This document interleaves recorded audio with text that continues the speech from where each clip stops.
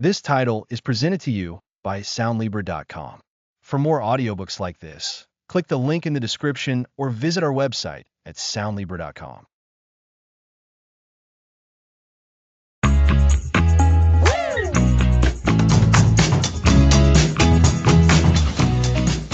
Welcome, thinkers. Let's explore the amazing power of critical thinking. Before we dive in, a quick heads up that while we're exploring deep themes, we aren't doctors or psychologists, so this shouldn't be taken as professional mental health or developmental advice. That's right. We're here to spark some great conversations. And I'm Lisa. Today, we're diving into why critical thinking truly matters. Think about it. We live in a world absolutely bursting with information.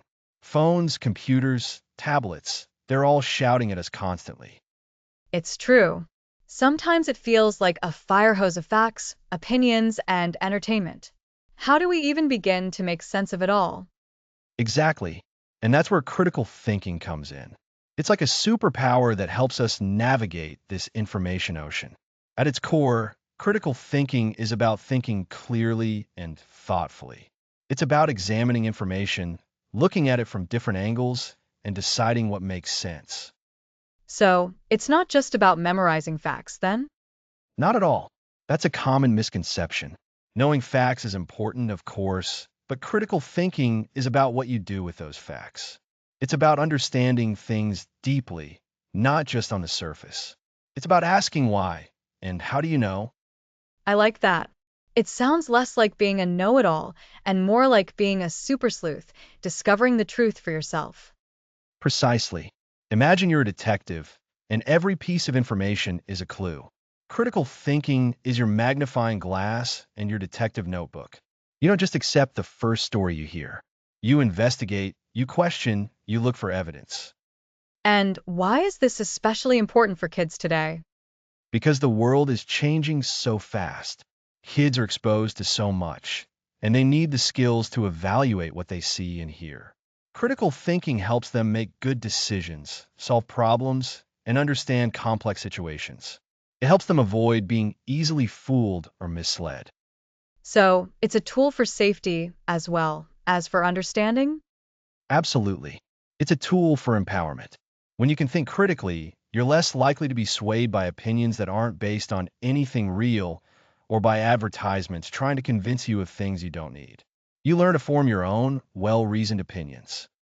It sounds like a skill that benefits you in school, at home, and even when you're just playing with friends. Oh, definitely. Think about group projects at school. Critical thinking helps kids work together to find the best solutions. Or when there's a disagreement with a friend, critical thinking can help them understand the other person's point of view and find a compromise. It's about building bridges, not walls. It sounds like we're going to cover a lot of ground. So, to recap, critical thinking is our superpower for making sense of the world, helping us ask questions, evaluate information, and make smart decisions. It's not just about knowing things, but about knowing how to find out and why things are the way they are. Beautifully put, Lisa. And in the coming episodes, we'll unpack each of these skills. We'll be your guides on this journey, showing you how to become a master of your own thoughts. You don't need to have all the answers to be a critical thinker. You just need to be curious and willing to explore. So, even if you're not sure about something, you can learn to figure it out. That's really empowering. It is. And that's what Teach Kids to Think is all about. We're building the next generation of thinkers, problem solvers, and innovators. Get ready to flex those brain muscles. I'm excited. So, what's next on our critical thinking adventure? Next episode, we'll be diving deep into the incredible power of questions. We'll discover how asking the right questions can unlock all sorts of understanding and help us become true curiosity champions. The power of questions. I can't wait. Me neither. Thanks for listening. Next episode, The Power of Questions, Becoming a Curiosity Champion.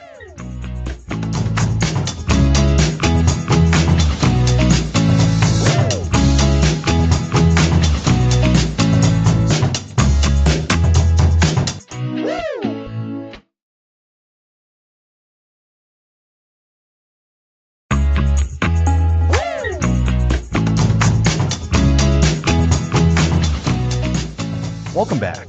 Last time, we covered why critical thinking matters. Today, let's tackle the superpower behind it all, questions. It all starts with a question, doesn't it?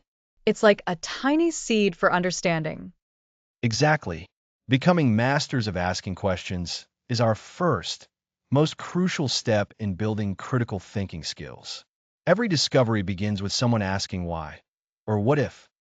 So, it's not just about having answers, but knowing how to ask the right questions. We want our kids to be curious explorers. Precisely. Children are naturally curious and born question askers. Our job is to nurture and guide that innate curiosity, helping them evolve from simple why to more complex inquiry. So, we're building on that natural curiosity. What are some foundational questions we can encourage? Let's start with the absolute basics. Who, what, where, when, why, and how. The classic investigative questions. Exactly. They are incredibly powerful for young minds. Let's break them down. First, who? This helps identify people. Who is in the story? Who made this? Asking who helps pinpoint the actors or subjects. So, for a book, who is the main character? Or for a toy, who made this? You've got it. Next is what? This focuses on action or objects. What happened? What is this? It's about understanding the event or item. That clarifies the core of a situation. What is this animal? Or what happened next? Perfect. Then we have where. This locates things in space. Where did this happen? Where's my toy? This helps children build a sense of place. So, where does this river flow? Or where did you leave that book? Yes. Moving on, when anchors us in time. When did this happen? When does school start? This helps with sequencing and timelines. That's important for early concepts of time. When is lunchtime? Or when did dinosaurs live? Absolutely. Now, why is often the most powerful question for critical thinking? It probes for reasons and causes. Why did this happen? Why is this important? This is where deeper understanding begins. This is where the real detective work starts. It's about understanding the motivation or underlying cause. Precisely. And finally, how? This explores the method or process. How does this work? How do they build that? It's about understanding the mechanism. So, how does a car move? Or how do we bake a cake? Exactly. So we have who, what, where, when, why, and how. These are the keys that unlock understanding. Now, how do we encourage our children to use them? That's the million-dollar question, apart from modeling them ourselves. Modeling is key. When reading a book, ask these questions. When out and about, ask them. If your child points at something, respond with a curious, oh, what is that, or who made that? So, we're not just answering their questions, we're posing our own, framed in that same curious spirit. Yes. And we want to create a safe space where asking questions is celebrated. There's no such thing as a dumb question. Every question is an opportunity to learn. That's so important for building confidence. If a child feels silly for asking, they'll stop. Indeed, we also want to gently guide them towards more sophisticated questions. If a child asks, what is that? Follow up with, why do you think it looks that way? Or what does that remind you of? This encourages them to think beyond the initial identification. So, we're prompting them to elaborate and connect ideas. Exactly. As they grow, we can introduce variations. Instead of just, why is the sky blue? Encourage, what makes you wonder about the sky? Or what do you think are the reasons the sky is blue? This shifts the focus to exploring multiple possibilities. Think of it like this. The basic W and H questions are basic tools. But as we become more skilled, we pick up more specialized tools. Can you give us an example of those more specialized tools? Certainly, as children develop, they can start asking comparison questions. How is this different from that? Or cause and effect questions. What happens if we do this? They can also begin asking hypothetical questions. What if? These questions push them to analyze, compare, and imagine. This is all about moving from simple recall of facts to deeper analysis and evaluation. Precisely. And remember, The goal isn't to have children interrogate everyone, but to foster a habit of thoughtful inquiry. When they encounter new information, they should instinctively start to wonder. It's like building an internal checklist of questions they'll naturally ask themselves. Yes, and this approach makes learning much more engaging. When children are asking the questions, they are in the driver's seat of their own learning. They become active participants. So, to recap for our listeners, we've introduced the foundational questions: who, what, where, when, why, and how. These are essential tools for understanding. And we've talked about nurturing children's natural curiosity, creating a safe environment for questions, and modeling inquisitive behavior. We also touched on how to guide children towards more complex questions as they grow. It's about empowering them to be active learners and critical thinkers. Because a child who asks questions is a child who is engaged, seeking understanding, and on the path to becoming a lifelong learner. The ability to ask good questions is the first, and perhaps most vital, step in developing strong critical thinking skills. It really is the foundation. Next episode: what's the difference? Opinion versus fact.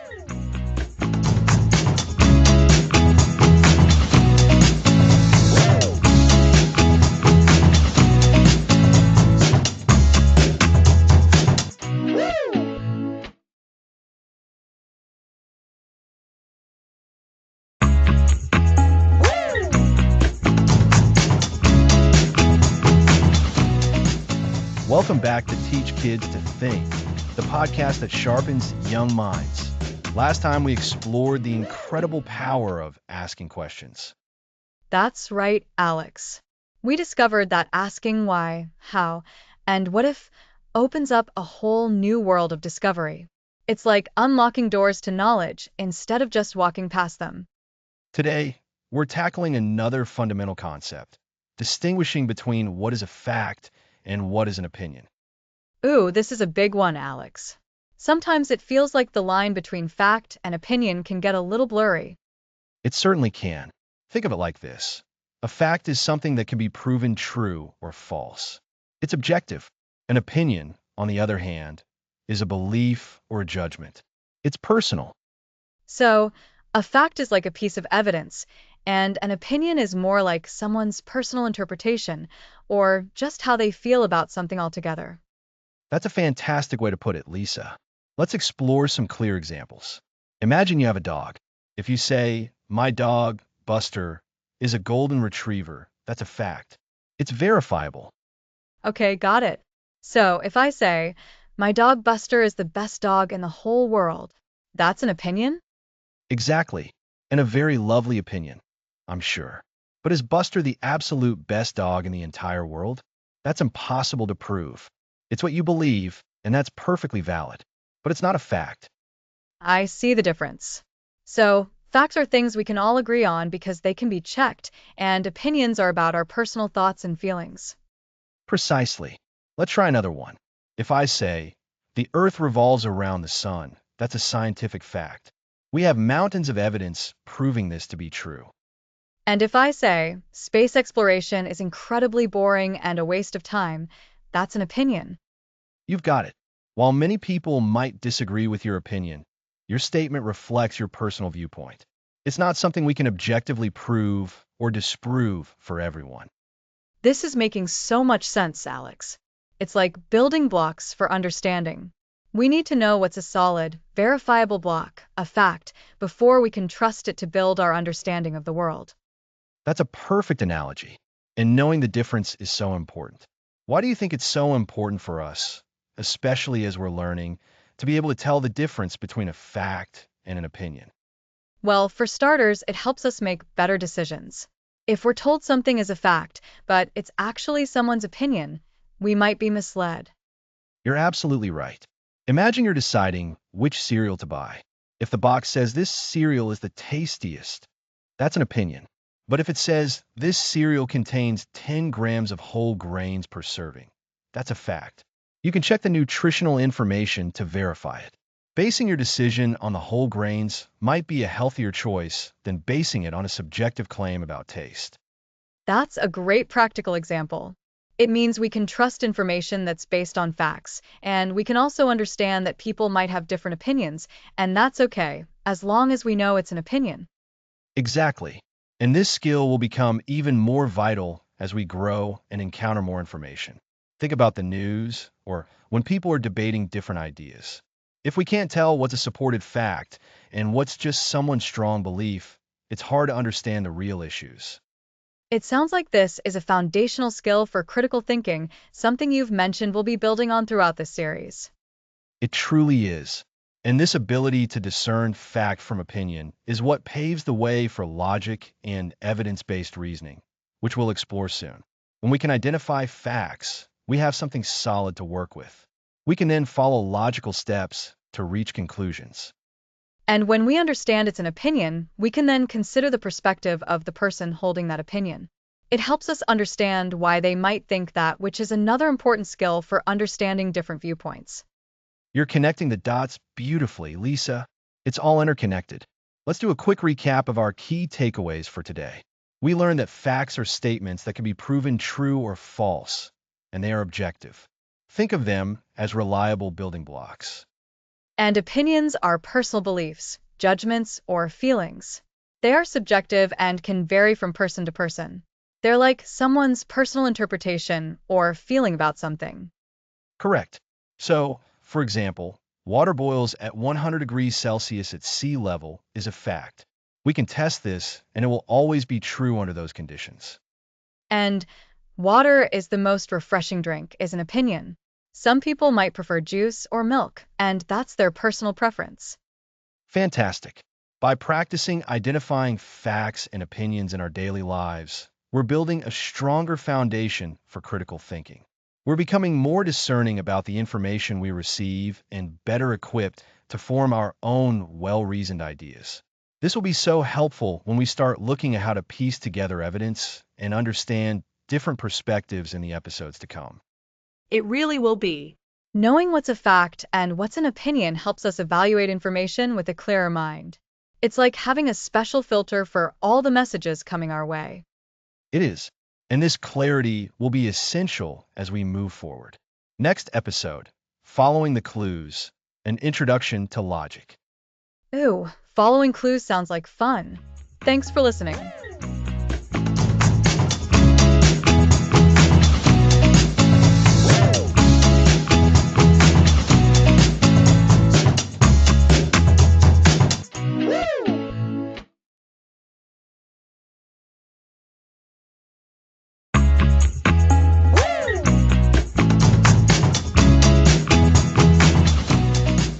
Welcome back to the Thinking Lab. Last time, Lisa and I explored the vital difference between opinions and facts.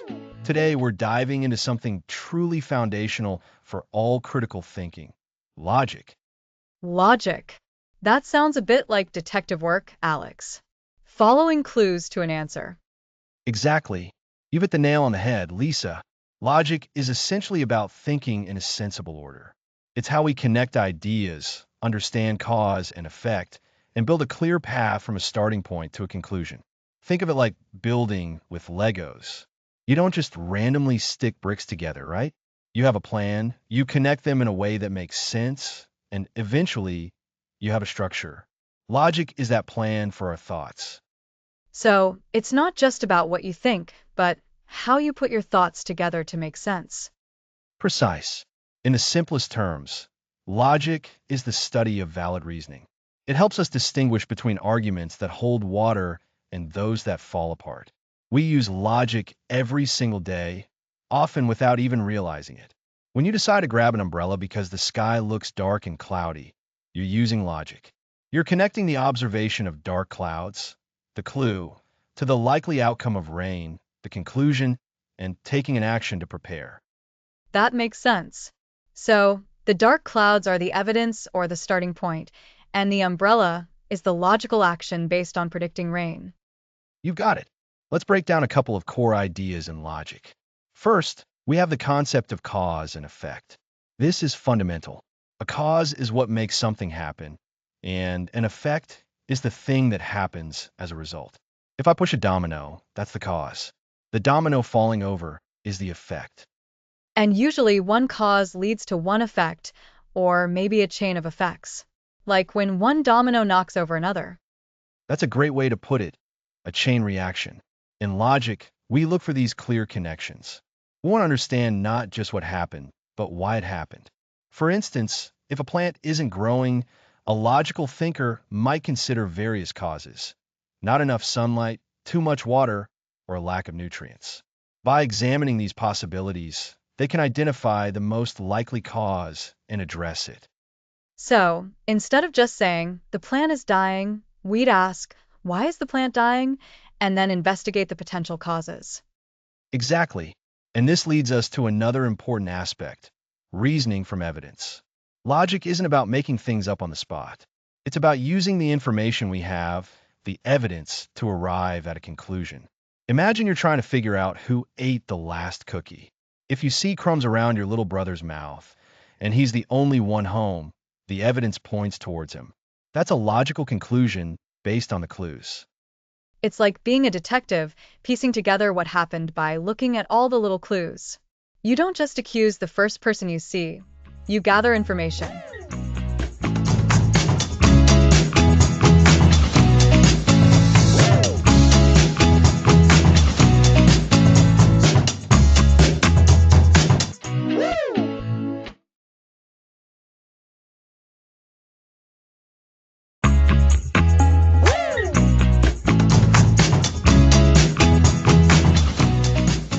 Welcome back to Teach Kids to Think, Critical Thinking, Next Generation. And I'm Lisa. Last time, we dove into the fascinating world of logic and how to follow clues to reach sound conclusions. Today, Alex, we're tackling something incredibly relevant in today's world: media literacy. That's right, Lisa. We're going to learn how to sort the signal from the noise. Think about it. We're bombarded with information from so many places every single day: news reports, social media, videos online, even books and magazines. It can feel overwhelming, can it? Absolutely. It's like trying to drink from a fire hose. So, when you talk about media literacy, what does that really mean for us, and especially for our young listeners? Great question, Lisa. At its core, media literacy is about understanding, analyzing, and evaluating the media we consume. It's about being an active, thoughtful participant, not just a passive recipient of information. It's about asking who is sending this message, why are they sending it, and how are they presenting it. So, it's not just about reading or watching something, but about really thinking about it. Exactly. And the first step is recognizing the different types of media out there.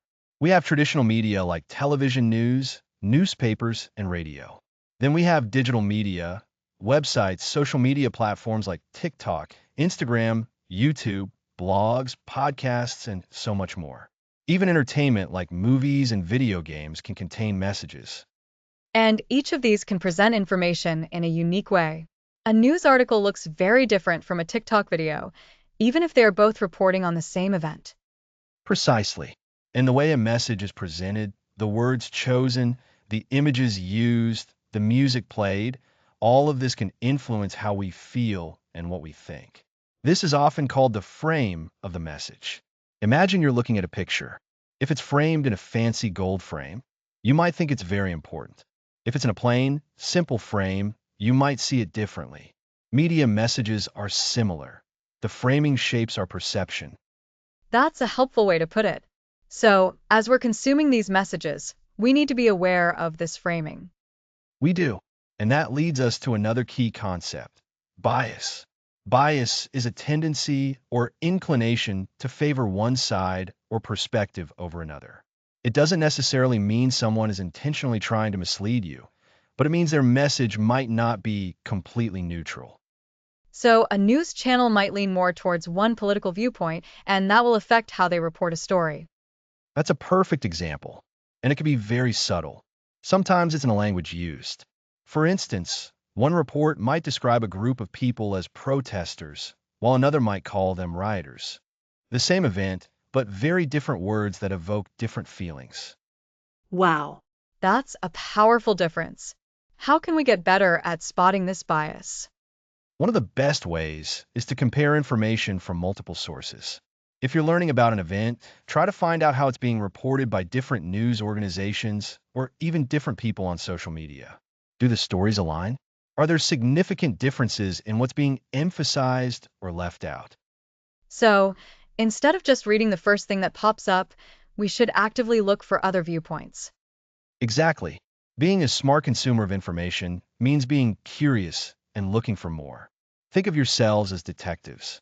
Detectives don't just accept the first clue they find. They gather all the evidence, look at it from every angle, and then piece together the full story. I love that analogy. So, what specific things should we be looking for when we're analyzing media? Let's break it down into a few key areas. First, the source itself. Who created this media? Is it a well-known, reputable news organization? Is it a personal blog? Is it an advertisement? Understanding the source helps us understand potential motivations. Okay, so knowing who is talking is important. What's next? Next, we look at the purpose. Why was this message created? Is it to inform, to entertain, to persuade, or to sell something? Advertisements are pretty straightforward. Their purpose is to get you to buy a product. But news or social media posts can have more complex purposes, sometimes a mix of informing and persuading. That makes sense. Sometimes a post might look like news, but it's really trying to convince you to believe a certain thing. You've got it. The third thing to consider is the content. What is actually being said? Are there facts presented? Are there opinions? And how are they presented? Are the facts clearly separated from opinions? Look for evidence to support claims. This is where we're really digging into the details, right? Looking for what's actually in the message. Absolutely. And then, fourth, we examine the presentation. How was the message delivered? What kind of language is used? Is it neutral or emotionally charged? What images or sounds are used?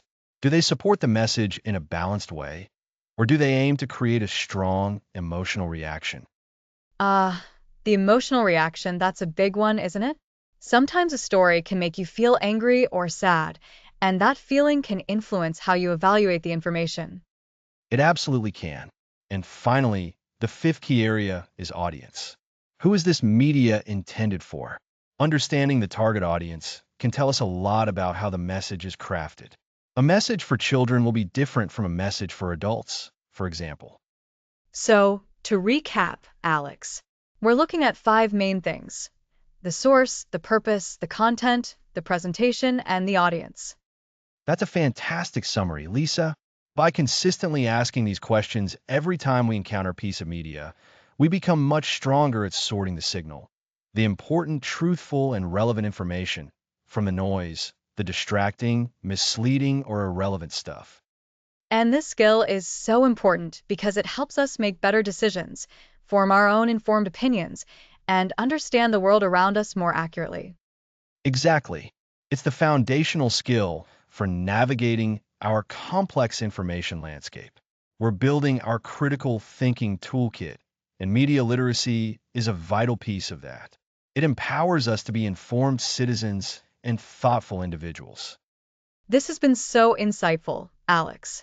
We've learned how to dissect media messages by considering the source, purpose, content, presentation, and audience.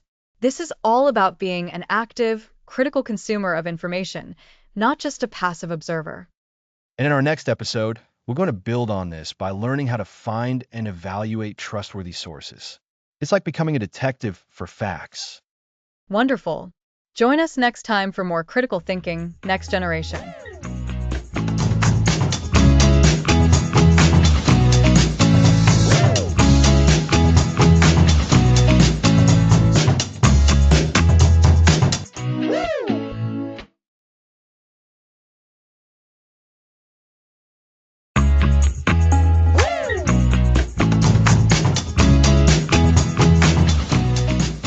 Welcome back to Teach Kids to Think, your guide to becoming a critical thinking detective. Today, we're learning how to evaluate information like a pro. Last time, we talked about sorting through the noise to find the signal. Now, we're going to focus on making sure the signal we find is actually trustworthy. It's all about becoming super sleuths for reliable information. Exactly, Lisa. Just like a detective needs solid evidence to crack a case, we need trustworthy sources to build our understanding of anything. So, what does a detective look for? They look for evidence. Think of evidence as the facts, data, or expert opinions that back up a claim. If someone says it's going to rain, evidence might be a weather forecast from a scientific service or seeing dark clouds.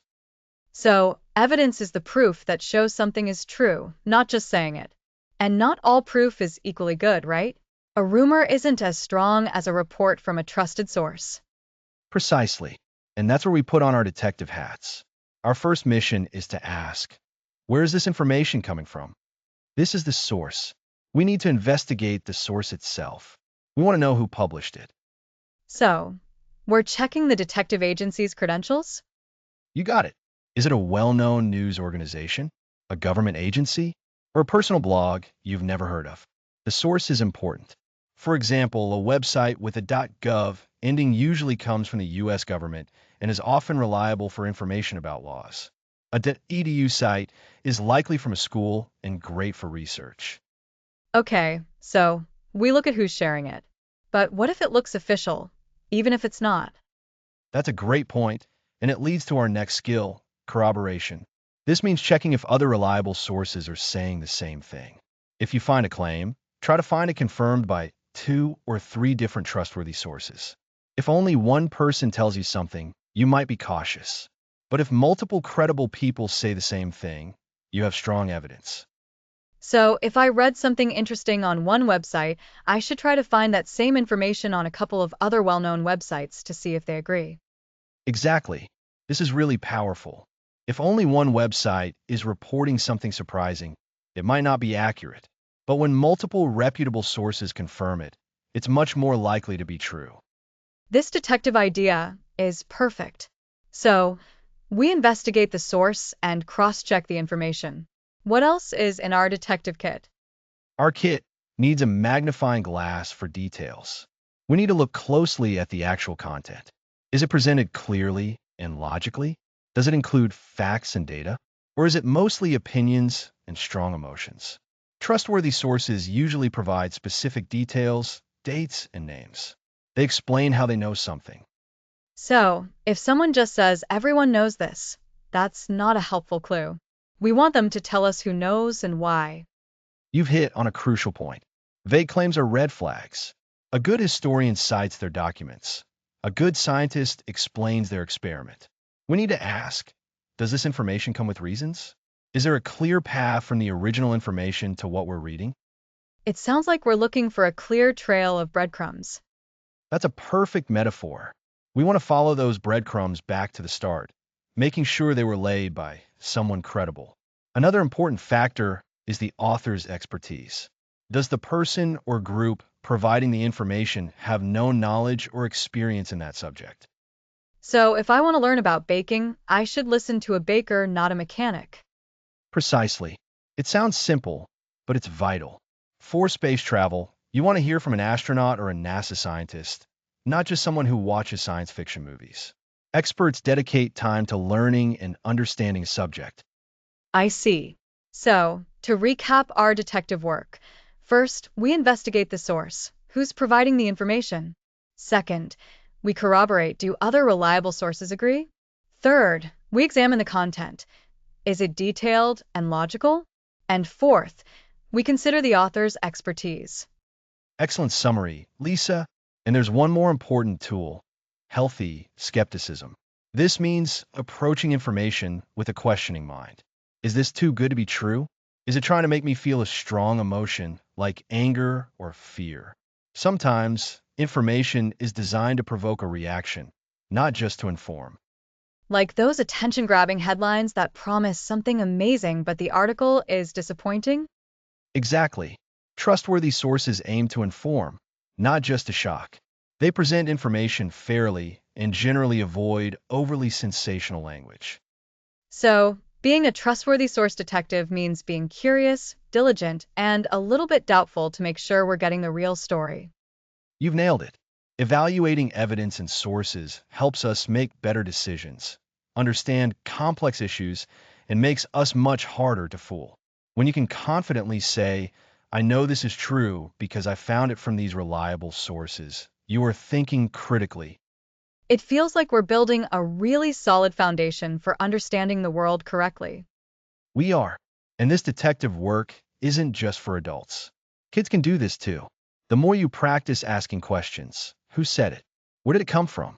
Is it backed up? The better you'll get. So, next time we see something online or hear something interesting, we can put on our detective hats and start investigating. That's the spirit. Remember, being informed is powerful, but being reliably informed is even more so. Keep practicing your detective skills, and you'll be a super critical thinker. You've been listening to Teach Kids to Think. Next episode, Hearing Both Sides, the art of perspective taking.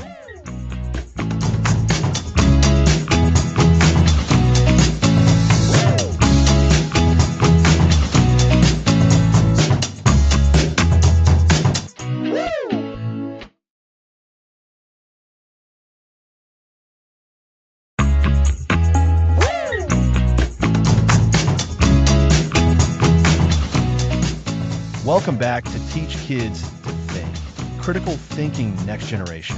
Last time, we explored how to become a detective when evaluating evidence and trusting our sources.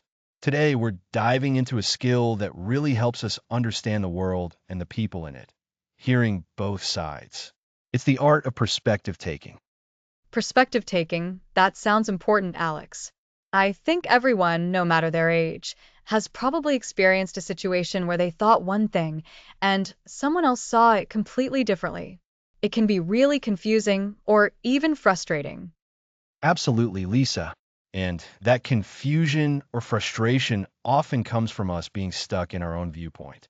When we only see things from our own angle, it's like looking at the world through a narrow tunnel. We miss so much of what's happening around us. Hearing both sides means purposely stepping out of that tunnel and trying to see the landscape from another person's vantage point. So it's about understanding why someone thinks or feels a certain way, even if we don't agree with them. Exactly. It's not about agreeing. It's about understanding. Imagine two people looking at a painting. One person might focus on the bright colors and find it joyful. Another might notice the darker tones and feel a sense of sadness. Neither is wrong. They are both looking at the same painting, but their perspectives, their feelings, and what they notice are different. How does that make you feel when you encounter someone with a totally different opinion? Honestly, a little defensive sometimes. Like, how can they not see it my way? But I also recognize that if I stop and think about it, there's usually a reason for their view. Maybe they've had different experiences, or they value different things than I do. That's a fantastic insight, Lisa. You've just described empathy, putting yourself in someone else's shoes. Perspective taking is deeply connected to empathy. When we understand someone's experiences, their background, or what they value, it becomes much easier to grasp why they hold a particular belief or react in a certain way. Think about it. If your friend is upset because they missed out on picking the last cookie, you might understand if you also really wanted that cookie. If you weren't hungry, you might not get why they're so sad. That makes sense. So, how do we actually do this?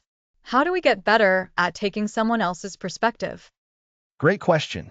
It starts with curiosity. Instead of immediately shutting down a different idea, we ask open-ended questions. Instead of saying, that's wrong, we might say, can you tell me more about why you think that? Or what makes you feel that way? These questions open the door to understanding. Oh, so instead of telling them they're wrong, we ask them to explain their reasons. That's a much gentler approach, and it feels less confrontational. Precisely. And when you listen to their explanation, the key is to listen actively. Active listening means really paying attention, not just waiting for your turn to speak. It means trying to grasp their meaning, their feelings, and their logic. You can even summarize what you hear to make sure you understand. You might say, so, if I'm hearing you right, you're saying that because their reason, you believe their conclusion. Is that correct? Summarizing is a great technique. It's like a double check. It shows you're engaged and trying to get it right. I can see how this skill would be super useful in disagreements. Sometimes arguments just spiral because neither person feels heard. You've hit on a core benefit, Lisa. So many conflicts, big and small, arise from a lack of perspective taking.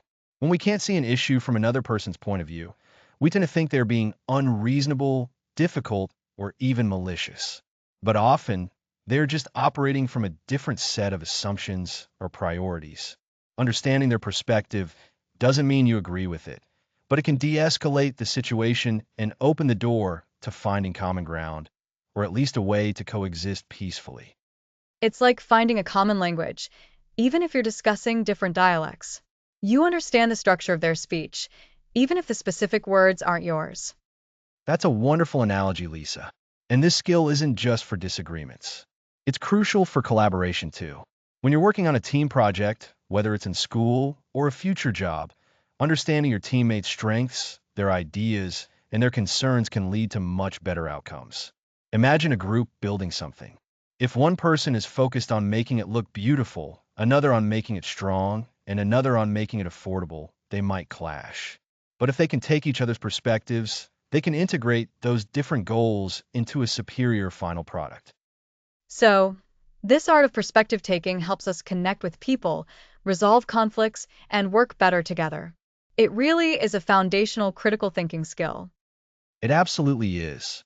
And we're going to build upon this heavily in our upcoming episodes. Remember how we talked about logic and evidence? Well, when you understand different perspectives, you can better analyze the logic and evidence that supports those perspectives too, which makes you a stronger critical thinker overall. And in a few episodes, we'll see how this skill is absolutely vital for constructing strong arguments in a debate and finding compromises. That's exciting, Alex. So, to recap this episode on hearing both sides, we learned that perspective taking means understanding another person's viewpoint, not necessarily agreeing with it. It involves empathy, asking curious questions, and listening actively. By doing this, we can reduce conflict, improve collaboration, and gain a richer understanding of the world. You got it, Lisa. It's a journey. And like any skill, it takes practice. So start by asking why more often, both of yourself and of others, and see where that curiosity leads you. Next episode, we'll move from understanding different viewpoints to constructively building on ideas in the art of debate.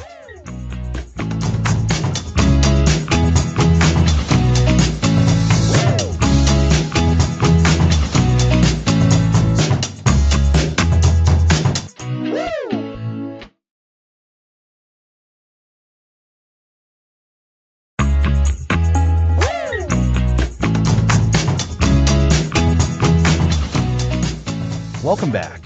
Last time, we explored perspective taking. Now, let's tackle constructive debate. Constructive debate. That sounds a little intimidating.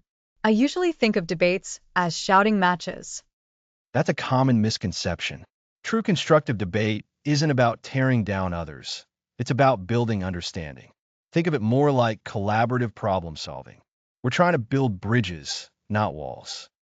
Building bridges. I like that. So, how do we start? The first crucial step is clarity. When you have a point, state it clearly and simply. Imagine explaining it to a friend who knows nothing about the topic. So, we need to know what we're actually arguing for or against. Exactly. And it's not just about stating your point, it's about explaining why you believe it. What evidence or reasoning supports your view?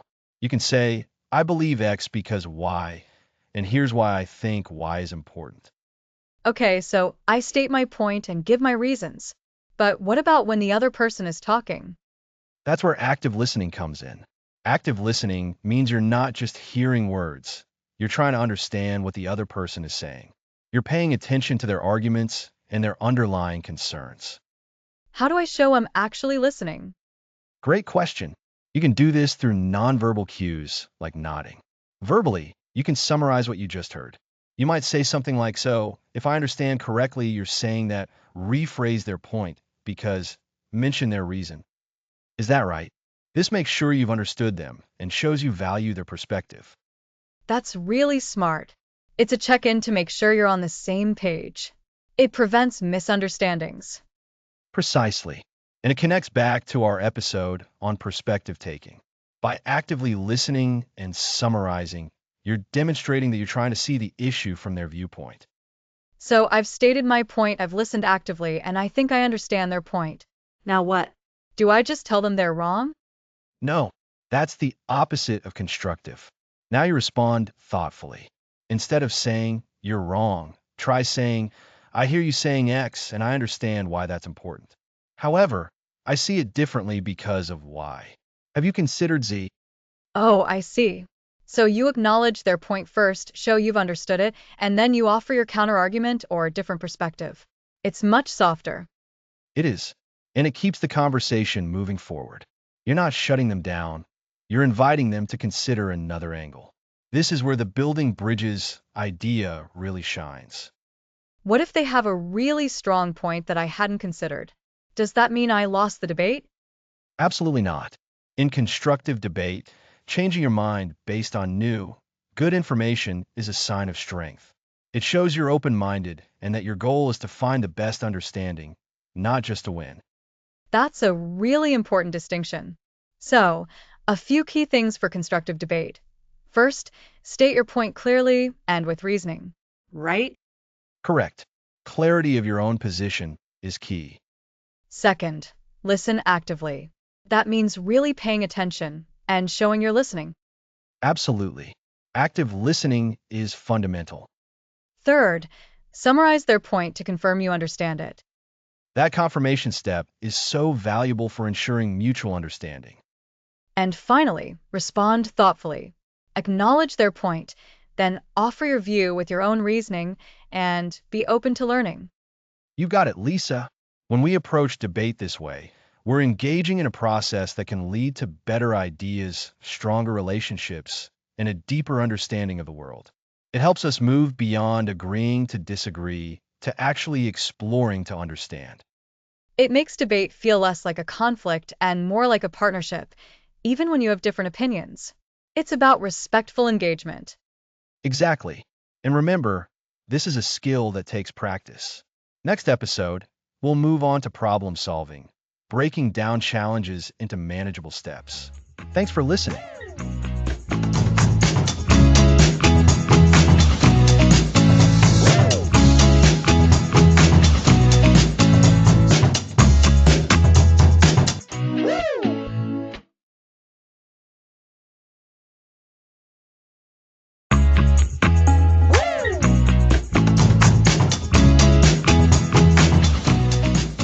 Welcome back to Teach Kids to Think. Last time, we explored the art of constructive debate. Today, we're diving into becoming amazing problem solvers. Problem solving. It sounds big, doesn't it? But really, it's something we do every single day. From figuring out how to share a toy to planning a big project, we're all constantly solving problems. Exactly. And just like we learn to ask good questions or evaluate evidence, we can learn to tackle problems more effectively. Today, we're going to break down a simple, powerful process for solving challenges. Think of it as your problem-solving superpower training. Ooh, a superpower. I like that. So, what's the first step in becoming a problem-solving superhero? The very first step, and it's absolutely crucial, is clearly identifying the problem. It sounds obvious, but so often we jump to solutions without really understanding what the problem is. It's like trying to fix a leaky faucet without knowing if it's the washer or the pipe. So, before we even think about fixing it, we need to know what's broken. How do we do that? We ask questions just like we practiced. Questions like, what exactly is happening? Who is affected? When did it start? And importantly, what is the impact of this problem? Sometimes what we think the problem is just a symptom of a deeper issue. That makes sense. So, if my toy is broken, the problem isn't just the toy is broken. Is it that a piece fell off? Is it that it won't light up anymore? The more specific we are, the better we can fix it. Precisely. You're already thinking like a detective. Once you've clearly defined the problem, the next step is to brainstorm solutions. This is where we let our imaginations run wild. The goal here is quantity, not quality. We want to come up with as many different ideas as possible without judging them. Brainstorming. That sounds fun. So, no idea is too silly at this stage? Absolutely not. Some of the best solutions come from wild, unconventional ideas. Think of it like flipping a giant switch that opens up all the possibilities. We might write down dozens of ideas, even if only one or two of them end up being practical. The key is to encourage creativity and not let our inner critic shut down ideas too early. Okay, so we've identified the problem and we've got a whole list of potential ways to fix it. What comes next? Now, we need to evaluate those solutions. This is where our critical thinking skills really shine. We look at each solution and ask, is this realistic? What resources would we need? What are the pros and cons of this particular solution? This is also a great time to think about logic. Does this solution make sense? Will it actually address the root cause of the problem we identified earlier? And thinking back to episode 6, when we talked about evaluating evidence, we can use similar questions here, right? We can ask, is this solution based on sound reasoning? Or, what evidence do we have that this solution will work? Exactly, Lisa. You're connecting the dots beautifully. We can even look back at how similar problems have been solved before. Have you seen this type of issue tackled successfully? What did those solutions involve? This is about being informed and logical, not just guessing. We're moving from that free-flowing brainstorming phase to a more focused, analytical one. So, we're assessing the feasibility and effectiveness of each idea. It's like making sure our superpower is actually going to work and won't cause more problems. That's a perfect way to put it. After we've evaluated our options, we choose the best solution. This is the decision-making step. Based on our evaluation, which solution seems most likely to solve the problem effectively, with the fewest negative side effects, and within our resources? And sometimes, the best solution isn't the most obvious one. It might be the one that requires a bit more thought or a slightly different approach. Precisely. And just because we choose a solution doesn't mean we stop thinking. The final step is to implement the solution and then, crucially, evaluate its results. Did our chosen solution actually fix the problem? Did it create any new issues? So, we put our plan into action, and then we check if it worked. It's like a loop. It is a loop, and this is where the learning happens.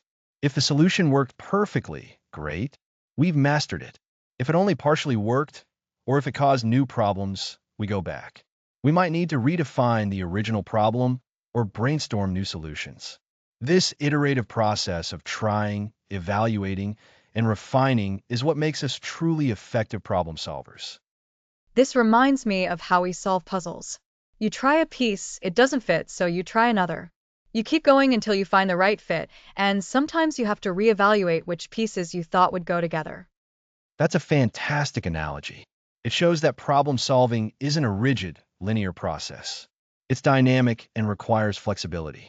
Think about it this way. First, you understand the challenge. That's identifying the problem. Then, you imagine possibilities. That's brainstorming. Next, you analyze those possibilities. That's evaluation. Then, you decide and act. That's implementation. And finally, you reflect and learn. That's checking the results. Understand, imagine, analyze, decide and act, reflect and learn. That's a great way to remember the steps. It breaks down such a big concept into manageable parts. And remember, the skills we've built in previous episodes support this whole process. Asking good questions helps us understand the problem. Evaluating media and sources helps us analyze solutions. Constructive debate skills help when we need to discuss potential solutions with others. So it all ties together.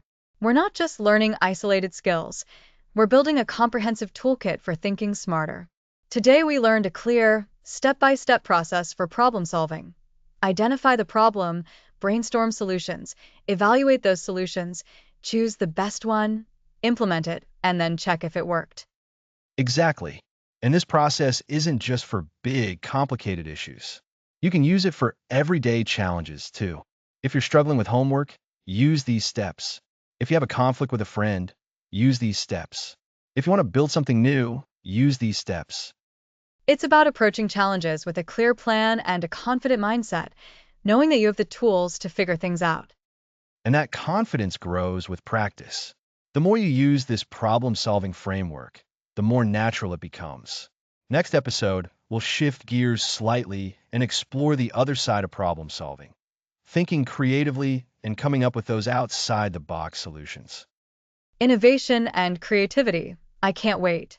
So, for everyone listening, keep practicing those problem solving steps. Identify, brainstorm, evaluate, decide, implement, and reflect. You're becoming incredible thinkers.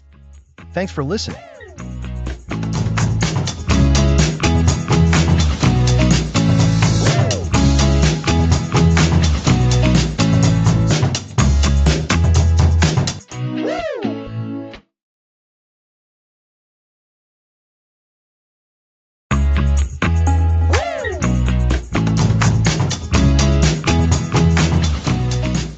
Welcome back to the Thinking Lab. Today, we're embracing creativity and thinking outside the box. That's right, Alex. So, we've learned to analyze problems, understand different angles, and find reliable information. But what happens when the usual solutions just don't cut it? That's where creativity comes in. It's like having a superpower for your brain. Exactly. And it's not just for artists or musicians. Everyone can be creative. Think of it as your ability to generate new ideas, to connect seemingly unrelated things, and to look at a situation from a fresh perspective. It's a crucial part of problem solving. When you hit a wall with a traditional approach, creativity is your way to find a detour or even build a whole new road. So, if critical thinking helps us analyze and evaluate, creativity helps us generate the options to analyze and evaluate. They really do work hand in hand. How do we actually do this, though? How do we get our brains to think outside the box? One of the best ways is through brainstorming. Have you ever heard of that? Brainstorming is a group activity or even a solo one, where you list as many ideas as possible about a topic or problem without judging them. The goal is quantity over quality at first. No idea is too silly, too wild, or too strange. So, if we were trying to figure out a new way to organize our toys, we wouldn't just think about bins. We'd think about, well, what else? Maybe a giant hamster wheel for the cars? Or a system where toys take turns being on display? Precisely.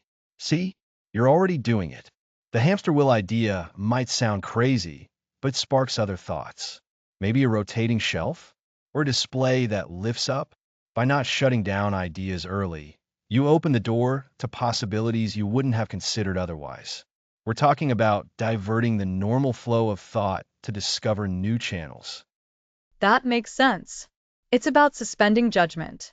Often, we self-censor our thoughts because we think they're not good enough. But with brainstorming, the rule is no criticism. That allows all sorts of interesting ideas to surface. Absolutely. And beyond just listing ideas, there are techniques to help spark that creative connection. One is called Scamper. Have you heard of that, Lisa? A scamper? It sounds like a type of bird. What does it stand for? It is a wonderful acronym, and each letter stands for a different action you can take with an existing idea or object to come up with new ones. The letters are S, C, A, M, P, E, and R. Okay, I'm intrigued. Let's break it down. What's the S? The S stands for substitute. Can you substitute any part of an idea, product, or process with something else? For example, if you have a wooden chair, could you substitute the wood with plastic, metal, or even recycled materials? Ah, interesting. So, changing one element to see what happens. And C? C is for combine. Can you combine your idea or problem with something else? Think about how smartphones combined a phone, a camera, an MP3 player, and a mini computer. They took existing things and put them together in a new way. That's a fantastic example. Combining things that weren't normally together. What about Is for adapt. How can you adapt your idea? Can you adjust it, change its function, or make it suitable for a different purpose or context? Think about how a bicycle was adapted for off-road biking, or how a dress was adapted into a swimsuit. Adaptation. Taking something and tweaking it to fit a new need. That's like taking a recipe you love and adapting it for someone with allergies. Now, M. M is for modify, magnify, or minify. Can you change the scale, shape, or form? Can you make it bigger, stronger, or perhaps smaller and more efficient? Think of magnifying the benefits of a product or minifying the size of a device to make it portable. Magnify or minify. So, either making something more pronounced or making it smaller and perhaps more convenient. And P? P stands for put to another use. Can you use your idea or product in a different way than it was originally intended? Many products get repurposed over time. For instance, old tires can be used as playground equipment or even in construction. Repurposing. Giving something a new life and a new function. This is all about seeing things from unexpected angles. What about E? E is for eliminate. What can you remove, simplify, or reduce? Sometimes the best solution is to take away unnecessary elements to make something more effective or efficient. Think about how remote controls eliminated the need to get up and change channels. Or how many apps now offer a minimalist mode to remove distractions. Eliminate. That's about streamlining, isn't it? Taking away the clutter to get to the core function. And finally, R. R is for reverse or rearrange. Can you do the opposite of what you normally do? Can you turn it upside down, inside out, or rearrange the order of operations? Think about how some hotels now place the bed facing a window for a better view, or how a breakfast cereal could be eaten as a dessert. Reverse or rearrange. So, flipping things on their head or changing the sequence. Wow. Alex, Scamper is a really powerful tool. It's like a checklist for generating creative ideas. It gives you specific prompts to think about. It really does. And remember, the key is to embrace the unconventional. Don't be afraid of ideas that seem a bit strange at first. Those are often the seeds of something truly innovative. Think about how many amazing inventions started as someone's what-if idea. Like, what if we could fly? Or, what if we didn't need to go to a store to buy things? Those what if questions powered flights and online shopping, respectively. Exactly. And sometimes creativity comes from intentionally seeking out new experiences. Travel, learning a new skill, talking to people from different backgrounds. All of these expose you to new ways of thinking and can spark unexpected connections. It's like giving your brain new ingredients to work with. So, we're talking about actively seeking novelty. It's not just about doodling on a notepad during a boring meeting, though that can help too. It's about being open and curious. Definitely. And it's also about practicing. The more you try to be creative, the better you'll get at it. Don't get discouraged if your first few ideas aren't groundbreaking. Keep experimenting. Keep questioning. Keep looking for those connections. So, to recap, thinking outside the box means using creativity to find new solutions. We can do this through brainstorming, where we generate lots of ideas without judgment. We can use tools like Scamper, substitute, combine, adapt, modify, put to another use, eliminate, reverse, to transform existing ideas. And we should also actively seek new experiences to feed our imagination and practice, practice, practice. That's a perfect summary, Lisa. Critical thinking helps us figure out the best path, and creativity helps us discover all the possible paths in the first place. Together, they make us incredibly effective problem solvers. It's exciting to think about all the possibilities when we combine these skills. It truly is. And that brings us to the end of our look at embracing creative solutions. Next episode, we'll be putting all these thinking skills together as we learn to navigate complex information.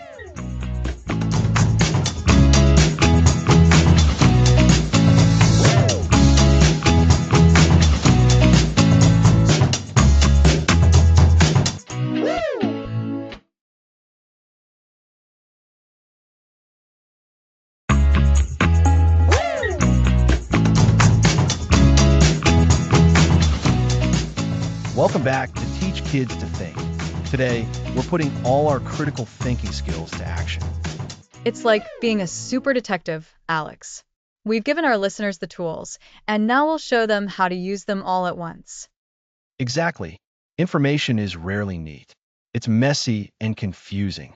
So, our first step is always asking questions, just like we learned previously. Who said this? What's their evidence? Why are they telling me this? And that leads right into evaluating evidence. It's not just about asking if there's evidence, but what kind. Is it a story, a statistic, a study? Is the source reliable? Are they biased? Precisely. Then we add logic. Do the conclusions actually follow from the evidence? Are there any jumps in reasoning or misleading connections? The argument needs to make sense. And sometimes, to truly understand, we need to see things from different viewpoints, like we discussed before. Complex issues rarely have just one side. Seeing other perspectives gives us a fuller picture. Absolutely. Now, let's try a scenario. Imagine a new community project. Some people are excited, showing charts about economic growth and jobs. Okay, so questions first. Who made those charts? Are they reliable? Are they from a neutral source or from someone who benefits from the project? We're using questioning and evidence evaluation skills. Yes. Then you hear from residents worried about environmental impact and traffic. They mention studies from environmental groups. Now we're comparing different evidence. Economic data versus environmental concerns. We check the sources again for both. Logic helps us figure out if the potential benefits outweigh the risks based on the facts. And we're wearing our perspective-taking hats. We're listening to the excited supporters and the concerned residents. Were there priorities or fears? So far, we've used questions, evidence, logic, and perspective taking. But what if the information is presented to scare us or overly excite us? That's where media literacy comes in. Fantastic point, Lisa. Media literacy helps us spot tricks. Are they using biased words? Are they showing only part of the story? We need to notice how the information is framed. Imagine a report showing a dramatic oil spill picture on one hand and a cheering crowd on the other. That sounds like they're trying to influence our feelings, not our thinking. We need to ignore the dramatic images and focus on the actual facts and evidence. Is that spill picture even related to this project? Exactly. And this is where problem solving helps. We can see the community project as a challenge. How can we build it while addressing everyone's concerns? So, instead of just yes or no, we can think about compromises. Maybe build it with more environmental safeguards or better traffic plans. Breaking down the big issue. Yes, and that involves creative thinking. Are there new technologies or ways to power the project? By combining all our skills, questioning, evidence, logic, perspectives, media awareness, problem solving, and creativity, we can handle complexity. It's empowering. Let's recap. Face complexity by asking questions. Check the evidence carefully. Use logic. Understand all sides. Be aware of media tricks. Break down problems. Think creatively for solutions. That's a perfect summary, Lisa. These skills work together. They help you form opinions, make choices, and understand the world more deeply. You move from just receiving information to truly making sense of it. And remember, practice makes perfect. The more you use these skills, the easier they become. You're building a powerful toolkit. Next time, in our final episode, we'll discuss how to keep this going and make critical thinking a lifelong habit. Thanks for listening.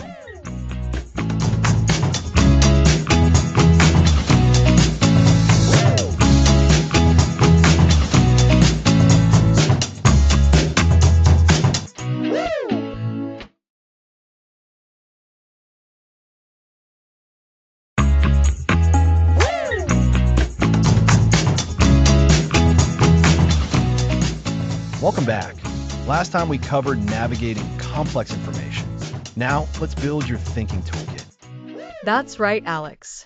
We've learned so much about asking questions, spotting facts versus opinions, using logic, evaluating sources, and so much more.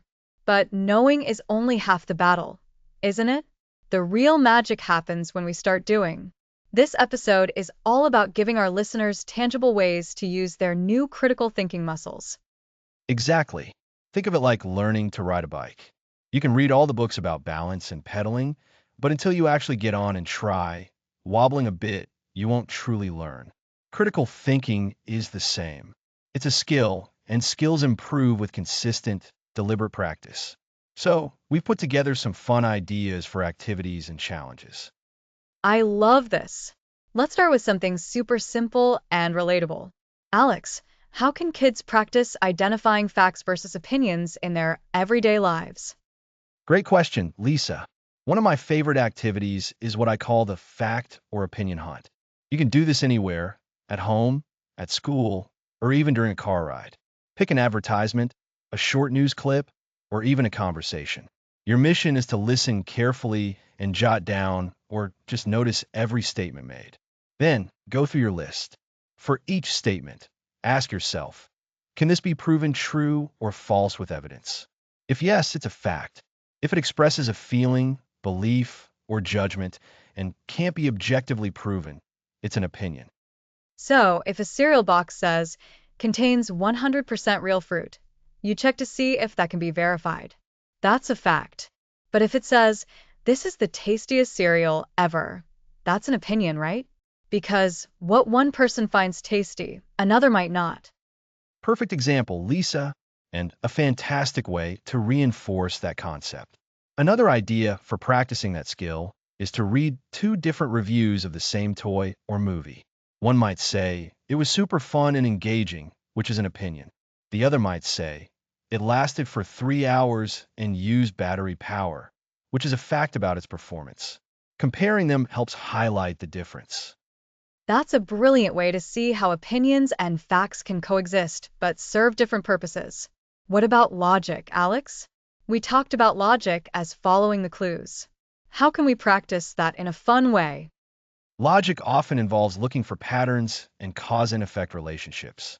A great activity here is playing pattern recognition games. You can find these in puzzle books or even create your own. For example, create a sequence of colored blocks: red, blue, yellow, red, blue. What comes next? The logical answer is yellow. This trains your brain to spot the underlying rule. Oh, I see. It's about figuring out the if-then thinking. If this is the pattern, then this is the logical next step. Exactly. And you can take it further with simple if-then scenarios. If it rains tomorrow, then we should bring umbrellas. Or if you finish your homework, then you can have screen time. These are basic logical statements, but they build the foundation for understanding more complex logical arguments. I can see how these simple exercises build up to bigger thinking skills. What about evaluating sources? That felt like being a detective, Alex. It is, and detectives need practice. A fun way to do this is with what I call the Source Sleuth Challenge. Pick a topic that's in the news or that you're learning about. Then, find 3 different articles or websites that talk about it. For each source, ask yourself, who wrote this? What is their goal? To inform, persuade, or entertain? Does this source seem biased? Are they backing up their claims with evidence? So, we're looking for the credibility of the information provider, like checking if the person telling you a story is known for exaggerating or if they have a reason to make things sound a certain way. Precisely. And a key part of that is looking for evidence. Does the article quote experts? Does it link to studies? Or does it just make broad statements? Encourage kids to look for those supporting details. If a source claims something shocking, ask, where's the proof? That's such an important habit to build. Now, what about perspective taking and constructive debate? These sound like they need real people to practice with. They do, but the preparation can be done individually. Before a debate or discussion, encourage active listening. When someone shares their view, the goal isn't to immediately plan your counterargument, but to truly understand what they're saying. You can practice this by summarizing their point back to them. So, if I understand correctly, you're saying that X because of Y. Is that right? This is a powerful tool for empathy and understanding different viewpoints. That's a fantastic technique for constructive dialogue. It shows you respect their perspective, even if you disagree. It's like saying, I hear you. Exactly. And for problem solving, we've talked about breaking down challenges. A great practice activity is to take a common household problem, like my toys are always messy, or it's hard to get everyone to share, and brainstorm all the possible solutions, no matter how silly they seem at first. Then, and only then, do you evaluate which ones are most practical and effective. So it's about encouraging that initial flood of ideas without judgment and then applying logic and critical evaluation. This is why you call it a thinking toolkit. Each of these activities helps us build and refine a specific tool. You got it, Lisa. And remember that critical thinking isn't about being mean or always disagreeing. It's about being curious, being thoughtful, and making informed decisions.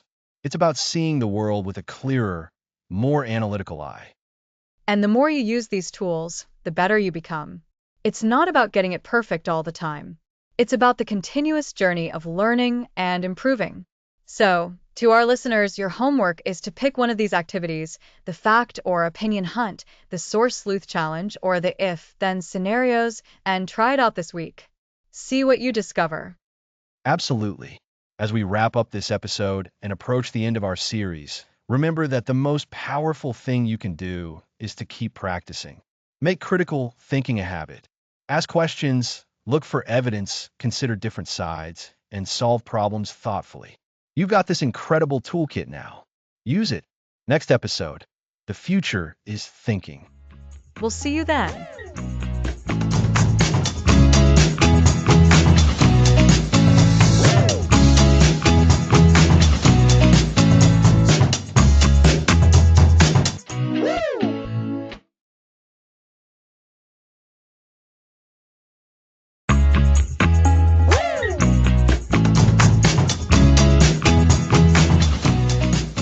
Welcome back to Teach Kids to Think. We've reached the end of our incredible journey, episode 13. That's right, Alex. It's hard to believe we've covered so much ground. We started by asking why critical thinking even matters. Exactly. We learned that it's the superpower that helps us understand the world around us, not just accept things at face value. We introduced critical thinking as the ability to analyze information, identify biases, and form well-reasoned judgments. It's like being a detective for truth. And to be a good detective, you need to ask great questions. That was our focus in episode 2. We talked about becoming curiosity champions, understanding that asking why and how opens up a world of understanding. Asking questions is the first step to unlocking knowledge. Then, we tackled a really important distinction, opinion versus fact. We learned that facts can be proven true or false, while opinions are personal beliefs. It's crucial to know the difference, especially when you're hearing information from different sources. Following the clues was all about logic. We explored how ideas connect and how to follow a chain of reasoning. It's like building with Legos. Each piece needs to fit correctly for the whole structure to be strong. That strong structure is vital when we're bombarded with information. We learned about media literacy. We learned to be critical of what we see and hear in the media, understanding that not everything is presented clearly or truthfully. And speaking of truth, we focused on finding trustworthy sources and evaluating evidence. We learned to look for reliable information, like checking if a source is an expert or if it's backed up by other credible evidence. It's like choosing a trustworthy guide for an adventure. Then we moved into understanding others better, focusing on perspective taking. This is about seeing a situation from another person's point of view, which is so important for empathy and understanding. And building on that, we introduced constructive debate. We learned how to share our ideas respectfully, listen to others, and work towards common ground. It's not about winning an argument, but about building understanding together. Critical thinking isn't just about understanding information. It's also about solving problems. We broke down challenges into smaller, manageable parts. This makes even the biggest problems seem less daunting. And once we can break down problems, we can find creative solutions. We encouraged you to be innovative and consider new, unconventional approaches. Remember, sometimes the best answer isn't the most obvious one. The next step was tackling complex information. We learned how to weave together different pieces of knowledge, identify patterns, and create a bigger, clearer picture. It's like assembling a jigsaw puzzle where all the pieces finally click into place. And that brings us to your thinking toolkit. We looked at all the skills we've learned and emphasized that practice is key. The more you use these tools, asking questions, checking sources, listening to others, the stronger your critical thinking becomes. And that is the perfect lead-in to where we are now. We've equipped you with an amazing toolkit. You've learned how to question, to analyze, to differentiate fact from opinion, to use logic, to be media literate, to find reliable sources, to understand different perspectives, to debate constructively, to break down problems, to think creatively, and to synthesize complex information. You've become critical thinkers. But this isn't really an ending, is it? It's a beginning. The world is constantly changing, and a strong critical thinking mind is your best guide for navigating that future. Absolutely. Think about it. Every new discovery, every innovation, every solution to a global challenge starts with someone asking a good question. It starts with someone analyzing information and not accepting things just because they're told to. It starts with critical thinking. So, what are those next steps? Well, the most important one is to keep practicing. Look for opportunities every day to use the skills we've discussed. When you read a news article, ask yourself, who wrote this? What's their perspective? Is this a fact or an opinion? When you're discussing something with friends or family, try to really listen to their viewpoints. Can you understand where they're coming from, even if you don't agree? That's perspective taking in action. And if you face a challenge, whether it's a tricky homework assignment or a disagreement with a friend, remember how we broke down problems. What's the core issue? What are some possible solutions? How can you evaluate them? Embrace curiosity. Never stop asking why. The more you question, the more you learn, and the better you become at understanding complex topics. Don't be afraid to explore subjects that seem difficult. That's where the greatest growth happens. And remember the importance of diverse information. Don't just stick to sources you already agree with. Seek out different viewpoints to get a more complete understanding of any issue. This challenges your own thinking and makes you stronger. The skills you've developed on this series are not just for school. They're life skills. They will help you in your hobbies, in your future career, and in becoming a responsible and informed citizen. Critical thinking is your personal superpower for success.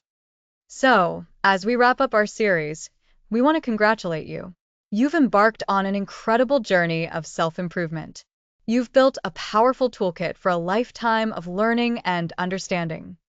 The future belongs to those who can think critically, adapt, and solve problems. And we know, without a doubt, that you are ready for it. Keep asking questions, keep seeking truth, and keep growing. This has been an amazing run. Thank you for joining us on Teach Kids to Think, Critical Thinking Next Generation. Thanks for listening to the series.